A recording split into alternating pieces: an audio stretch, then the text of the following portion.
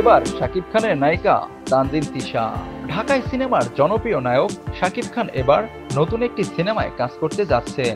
সেপ্টেম্বরে শুরু হবে ছবিটির শুটিং। নাম এখনো চূড়ান্ত হয়নি। সিনেমাটি পরিচালনা করবেন শাকিব ফাহাদ, যার প্রথম পূর্ণদৈর্ঘ্য চলচ্চিত্র এটি। শুটিং এর বড় অংশ হবে থাইল্যান্ডে, এরপর বাংলাদেশে। শাকিব খানের নায়িকা কে হচ্ছেন, এ নিয়ে এতদিন ছিল নানা গুঞ্জন। অবশেষে নিশ্চিত হওয়া গেছে এই ছবিতে তার বিপরীতে অভিনয় করবেন ছোট পর্দার জনপ্রিয় অভিনেত্রী তানজিন তিশা।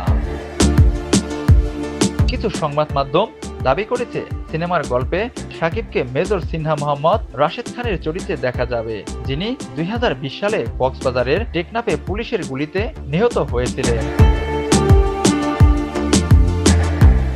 তবে সংশ্লিষ্ট সূত্র জানায় শাকিব সরাসরি সেনাবাহিনীর কর্মকর্তার চরিত্রে অভিনয় করছেন না, বরং তাকে দেখা যাবে রাষ্ট্রীয় গোয়েন্দা সংস্থার সাবেক এক দক্ষ এজেন্ট হিসেবে, যিনি দেশের হয়ে একের পর এক গোপন অপারেশন সফলভাবে সম্পন্ন করেন।